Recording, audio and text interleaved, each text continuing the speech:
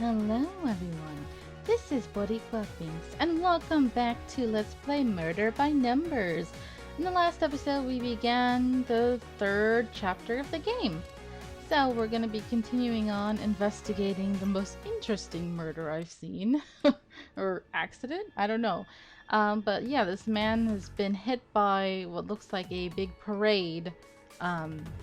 Parade shoe heel thing float. It's not a float, but you know what I mean. I think we still have to investigate.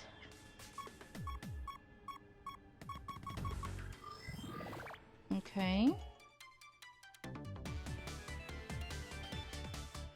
Let's see.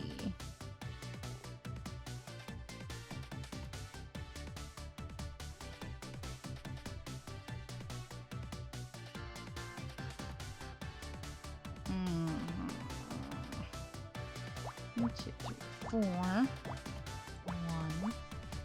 2. Okay. What else we got? Small numbers. 5.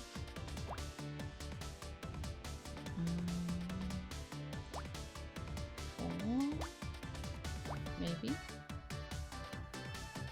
Maybe. 1. And 1. Maybe. This is probably the 2 one. Maybe. It could be there, so I'll say it's either that one or that one. Wait, 1, 1, 1, 1, 1.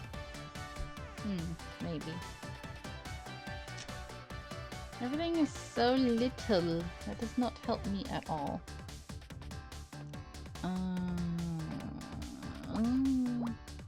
We'll do that for now. If we're gonna have 5, it's probably gonna be down here. So I'm gonna say it's that. The 2 could be here, so we'll go like that. The other 2 is probably in here somewhere. Oh, that's 1, so it has to be these. Oh, and that's wrong. Because that's 2. So then the 4.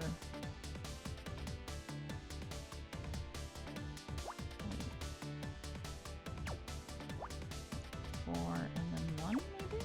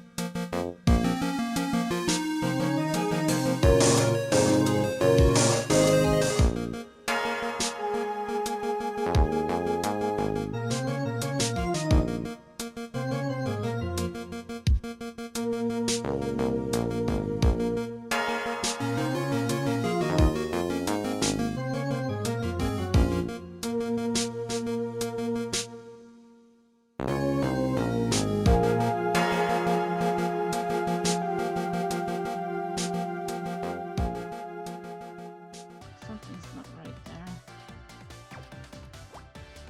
Could be anywhere.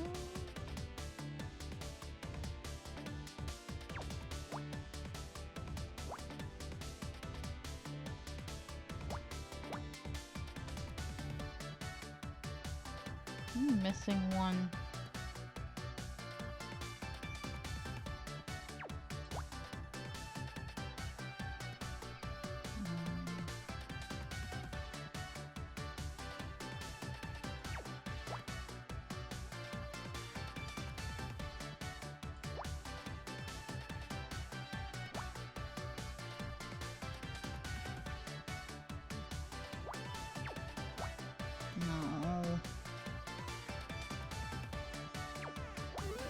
There. Okay. Broken dial.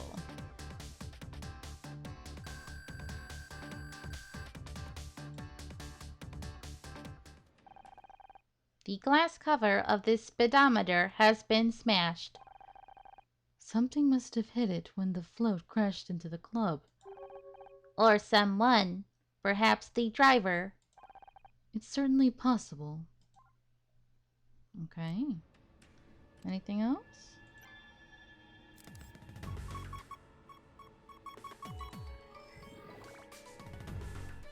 Holy Jesus. Oh, crap, man. This is huge. Why you guys do this to me? No, I don't want to do a big one like this. Oh, Lord.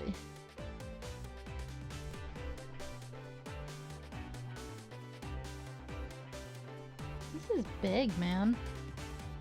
I'm intimidated. Okay, hold on.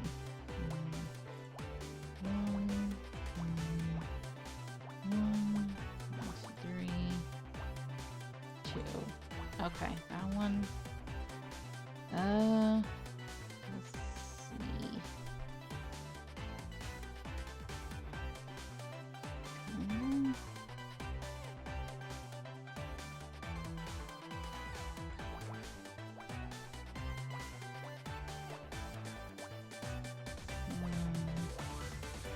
Three, and there's only one. Maybe down here.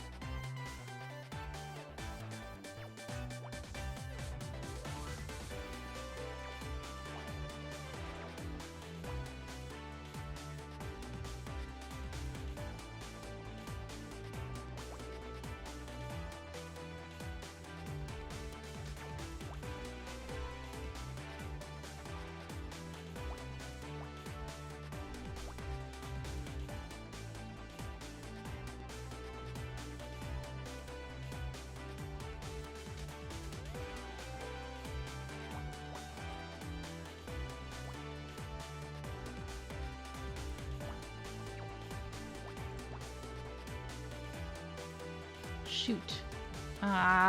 Something's wrong here. Hold on. What's wrong?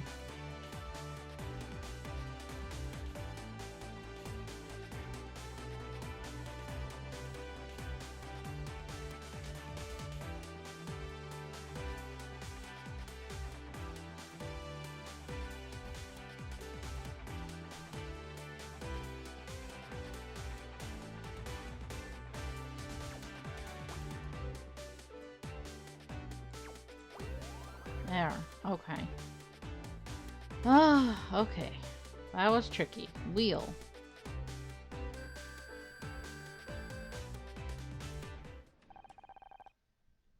Honor, there's something interesting about this tire. The tread appears to be undamaged, which indicates that the vehicle didn't break before it hit the club. Oh, so it was intentional. Or the victim. Now that you mention it, there aren't any skid marks, are there? So they didn't try to slow down or swerve. I don't think this was an accident. Yeah. Okay, now we can talk to them then. Any evidence? Speedometer. Oliver Laurel. Sneaker? I'm sorry, babe. My head's all over the place. What are you showing me this for? Okay, sorry. Don't know what will trigger, so I gotta try everything. We've identified the victim. His name is Oliver Laurel. Doesn't ring a bell, but then again, I'm not a regular, so I don't know many of the customers. You don't think it could be, you know, a homophobic attack, do you? We don't even know if he was a customer here. Could have just been a random hit and run.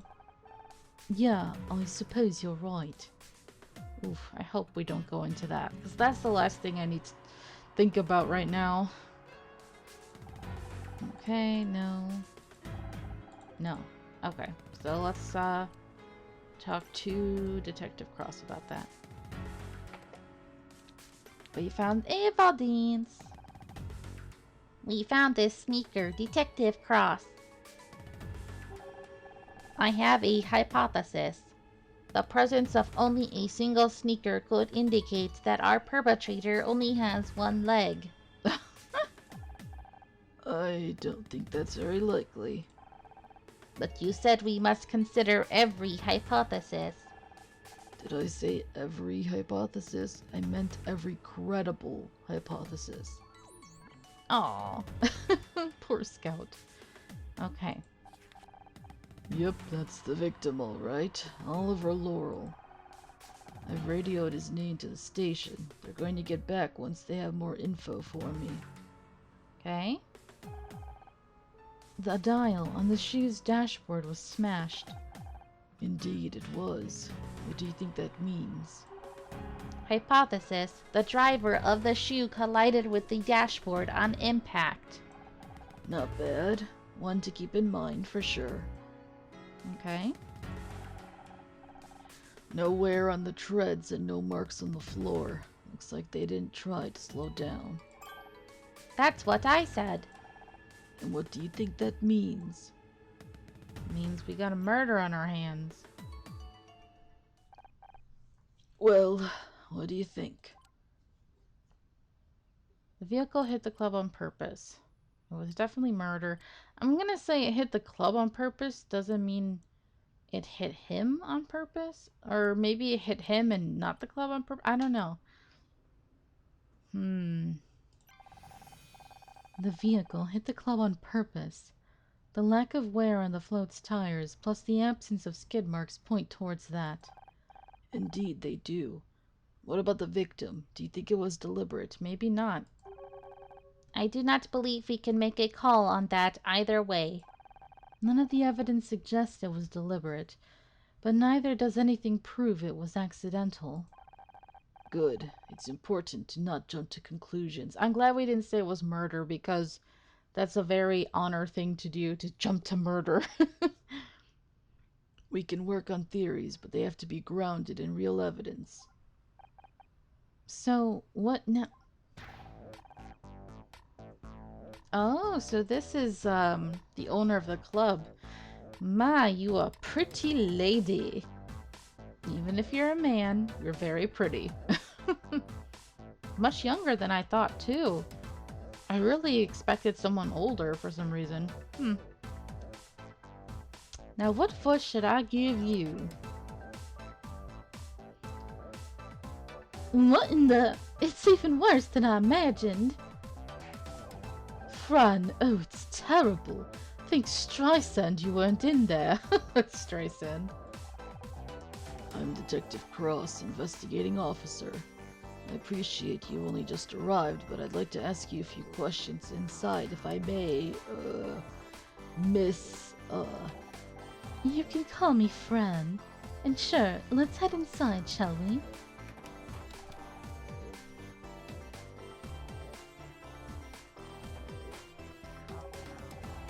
I can't believe it. Just look at the place. Okay, we've got an officer at the victim's address. He's bringing over some items of interest. I'm gonna wait outside. Honor, you can find out what you can from Miss, Tasia.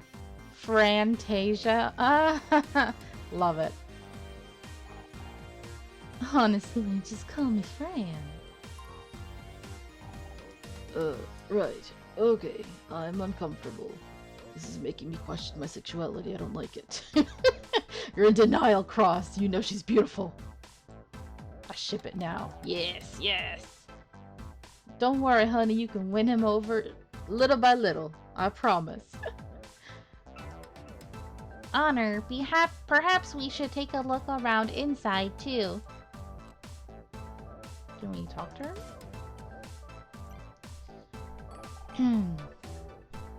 Well, there goes my no claims bonus.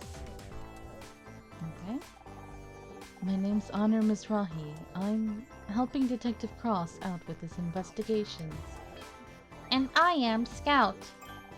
Oh, I know who you are. I've been watching Murder Mystery since Casey got the job there. It's nice to have a celebrity in my little club.